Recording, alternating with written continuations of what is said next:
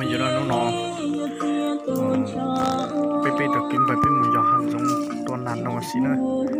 ta xí nó chơi pe nó chỉ ngay nung nó xuống nơi như sơn nó pe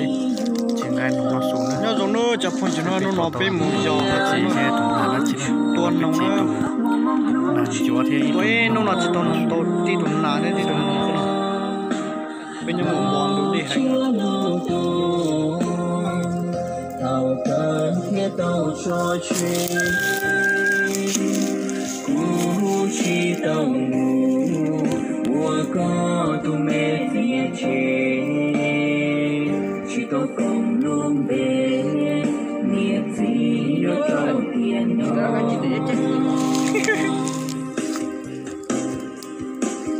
ý xin con trâu ư chi chỉ tàu lớn đi chỉ có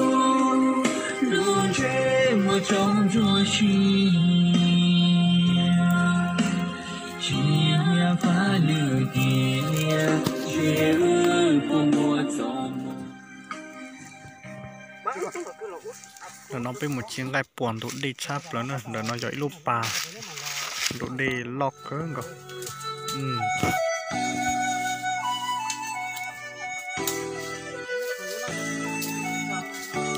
người ta tầm một chiếc pha nó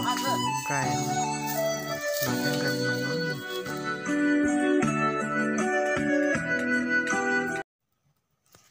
mình đã ra cả xe chưa? Ra xe hả? Cái gì nói á? Ôi tao xe là hay là tao là tài à? Tao chỉ là toàn xa mà. xí cả tết ta nè. Xe nè ta nè cả tết.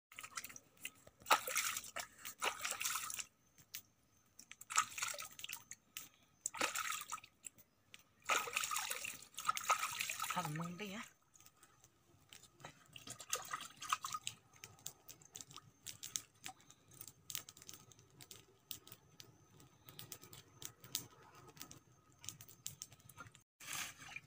Này cái gì tục kỳ nè mà.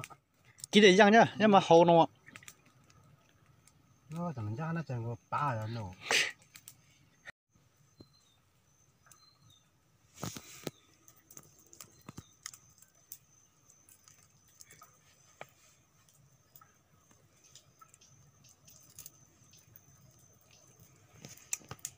Nó sẽ mình ta mà bón mình. Nha mà chỉ chó này. Chỉ. Anh nó chủ nhân này ta cho giờ này nhóc bạn này.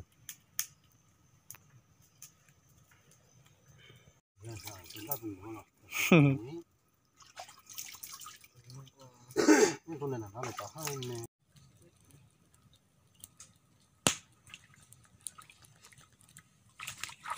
Cái con cá của con cá của vậy.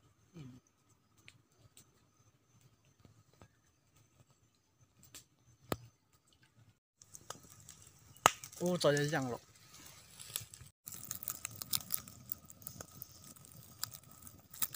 giờ chỉ khu gì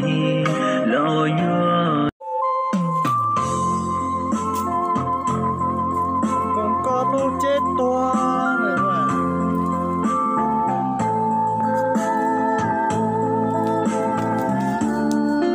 Nó biết chuyện cái nào đâu chứ không gì đâu.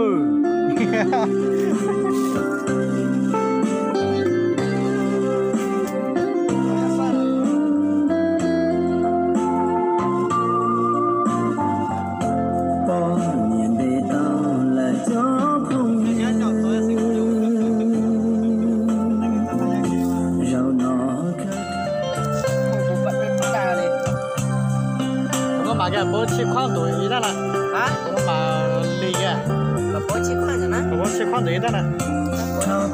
bố nhá bố này là bây giờ anh ơi chi đấy rồi chi hết cho nó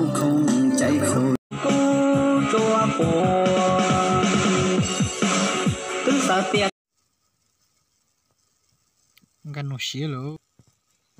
gì các cái nó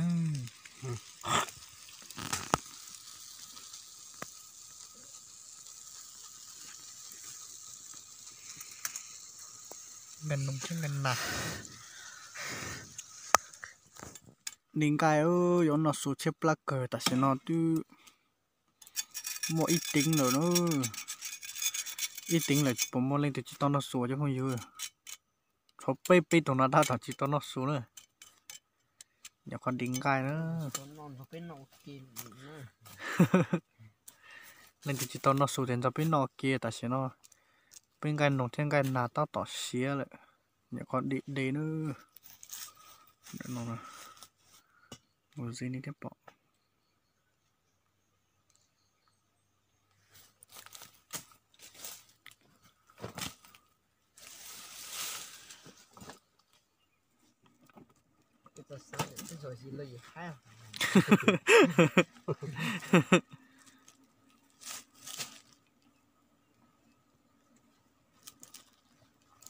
rồi bên nó xuống nữa chụp hình xuống nữa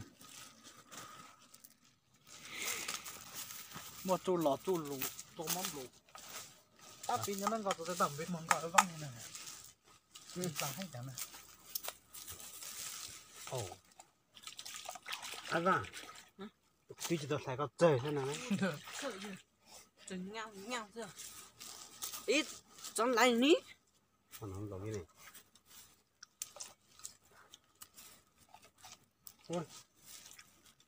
chờ phá lửa tiền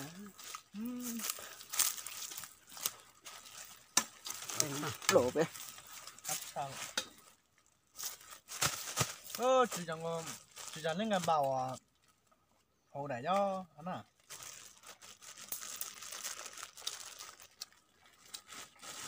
nguyên cái này mà ra ai thì để chúng làm á này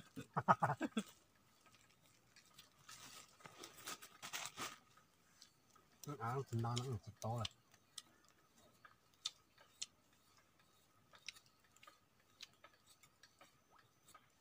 rồi cho kêu à nó rồi này nó tao người đấy rồi cái chuyện này ai ăn đấy kalau ăn nó chắc chắn nó rồi này ta phải xem lại ăn cái gì có tên nó xô chứ không vô nông gai rồi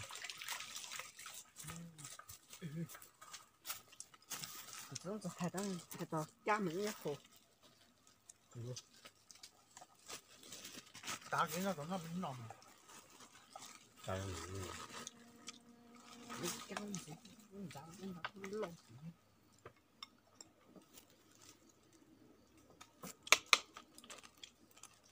để ăn đâu á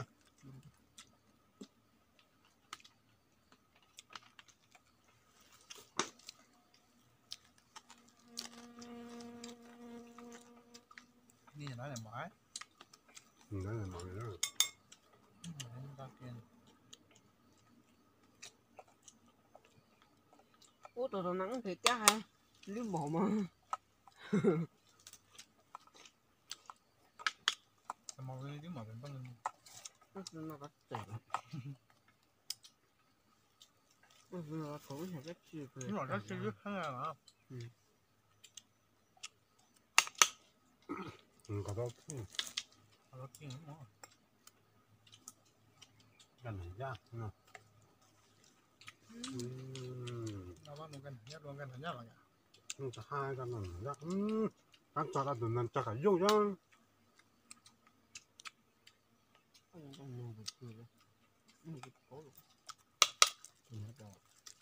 là nhá cái đó mà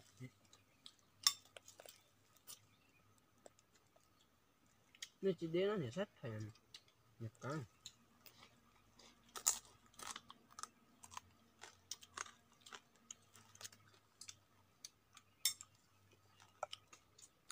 nó sẽ thật sao